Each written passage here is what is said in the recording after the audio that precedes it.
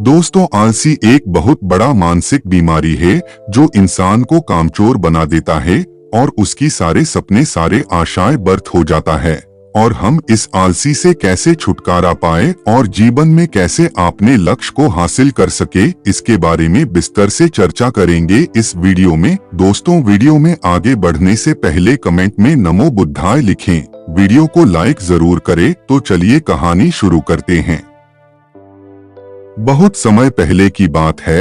एक बड़ा सा पहाड़ के नीचे एक छोटे से गांव बसा हुआ था और उसी गांव में एक नौजवान लड़का था जो अपने आलसीपना और कामचोर से परिचित था।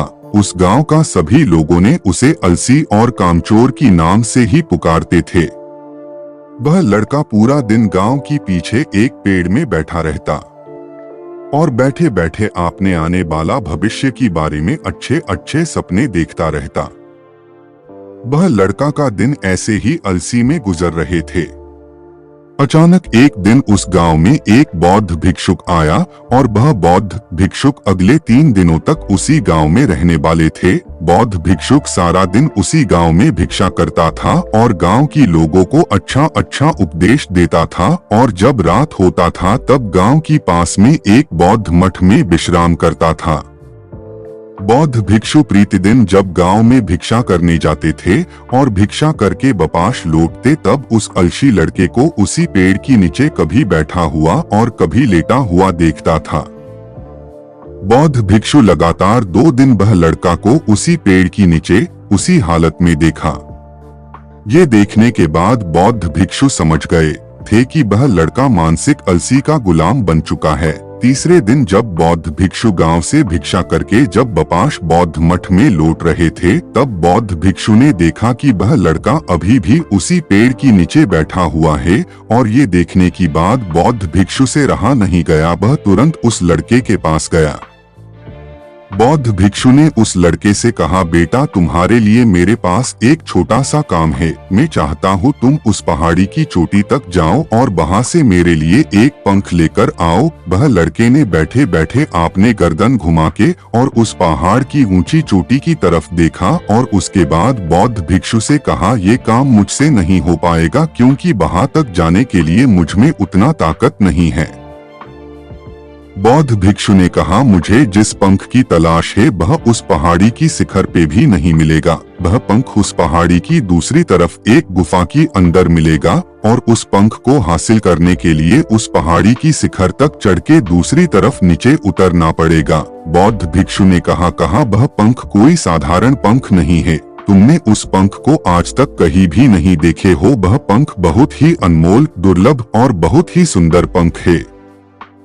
बौद्ध भिक्षु की इस बातों को सुनकर उस लड़के की मन में उत्सुकता जागा, क्योंकि वह लड़के ने आज से पहले वह पंख के बारे में आज तक नहीं सुना था। और ऐसे दिलचस्प सफर के बारे में सोचकर अंदर से एक प्रेरणा जगा और बौद्ध भिक्षु से कहा, मैं आपकी ये दुर्लभ पंख में लेकर आऊंगा। ये कहने के बाद वह लड़का बिना कुछ सोचे सफर में चल पड़ा। वह सफर बहुत ही कठिन था क्योंकि पहाड़ी की रास्ते की उतर चढ़ाव में वह लड़का जल्दी ही थकने लगा। वह लड़के की सांसें फूलने लगी और शरीर से काफी पसीना बहने लगा, लेकिन वह हार नहीं मानी। वह पहाड़ी की ऊपर चढ़ता ही गया। जैसे जैसे वह ऊपर चढ़ने लगा, उसे बेसे बसे उसे जोश आने लगी, जो आज से पहले कभी भी वह ऐसा जोश महसूस नहीं किया था। बहुत कोशिश और कड़ी मेहनत के बाद जब वह लड़का आखिरकार उस पहाड़ी की शिखर तक पहुंचा, तब वह बहुत ही थक चुका था, लेकिन वह लड़का बहुत ही खुश था। उसे अंदर से आत्मा संतुष्टि का एहसास हो रहा था और उसके चेहरे पे एक अलग ही मुस्कान थी। वहां से प्राकृतिक सौंदर्य देखकर वह और भी मुग्ध हो गया था, लेकिन उसे पहाड़ी की दूसरे ओर उतरना था और उस गुफा को ढूंढना था जहां बौद्ध भिक्षु ने पंख के बारे में बताया था। नीचे उतरना और भी ज्यादा कठिन था क्योंकि नीचे की तरफ ढलान ज्यादा खड़ी थी। पहाड़ी में चढ़ने की वक्त वह लड़का बहुत बार लड़खड़ाया और गिरा भी था, इसलिए उसके के अंदर एक डर भी था। लेकिन वह बौद्ध भिक्षु को पंख लाने की वादा जो किया था, इसकी वजह से बहुत कोशिश और कड़ी मेहनत के बाद आखिर वह उस गुफा में पहुंच ही गया। जब वह गुफा में पहुंचा तो देखा कि वह पंख गुफा के अंदर ही पड़ा हुआ है, जो गुफा में आ रहा रोशनी से चमक रहा था। वह पंख को अपने हाथों में लिया और पंख की सुंदरता को देखकर आश्चर्य हो गया, क्योंकि वह ऐसा पंख आज तक नहीं देखा था। वह काफी देर तक उस पंख को देखता रहा और अचानक उसे याद आया उसे ऐसे वापस भी जाना है। वह पूरी तरह से थक चुका था। वह सोच में पड़ गया कि वह फिर से उस पहाड़ पर कैसे चढ़ेगा और ये पंख बौद्ध भिक्षु तक कैसे पहुंचाएगा। एक पल के लिए वह बहुत ही उदास और हार मान लिया था, लेकिन उसे वह आत्मविश्वास और गर्व की भावना याद आ गया जो वह पहाड़ी की शिखर पर महसूस की थी। उसे एहसास हुआ कि उसे दोबारा ये सफर करने की ताकत और मनोबल है। वह पंख लेकर दोबारा पहाड़ी पे चढ़ने लगा। उसे बहुत तकलीफ हो रहा था।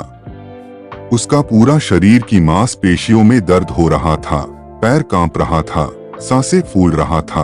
वह कई बार लड़खड़ा के गिर भी पड़ा, लेकिन उसने हिम्मत और आत्मविश्वास से आगे चल पड़ा और वह हार नहीं मानी।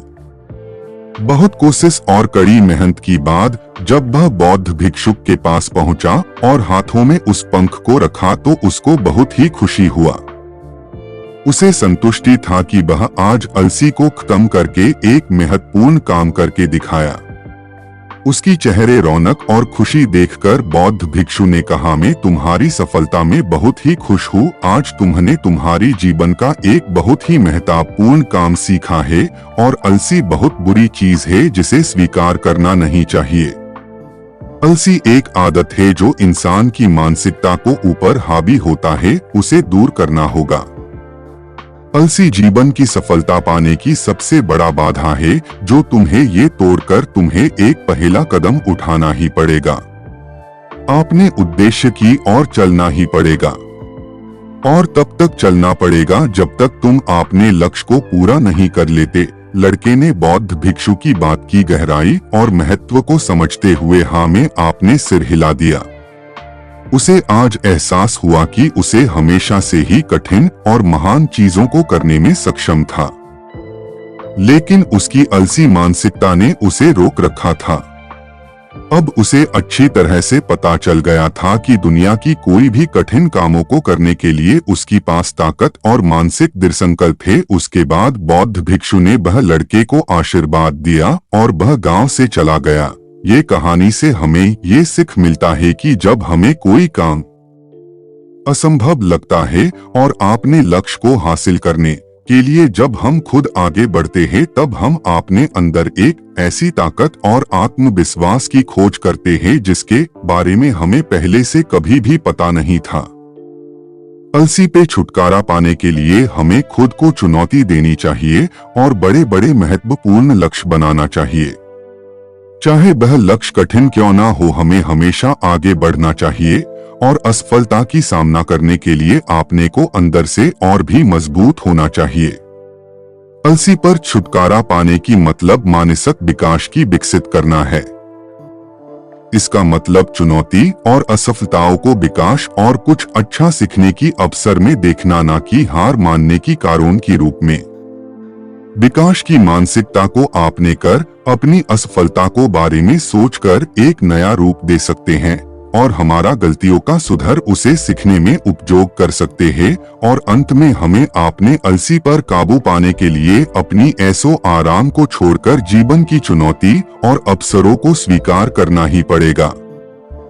दोस्तों, उम्मीद करता हूँ आपको यह वीडियो से बहुत कुछ सीखने को मिला होगा। दोस्तों, यह वीडियो आपको कैसी लगी हमें कमेंट करके जरूर बताइएगा और उसके बाद इस वीडियो को अपने परिवार और मित्रगण तक जरूर शेयर करें ताकि उन्हें भी इस वीडियो से कुछ सीखने को मिल सके। धन्यवाद। नमो बुद्धाय।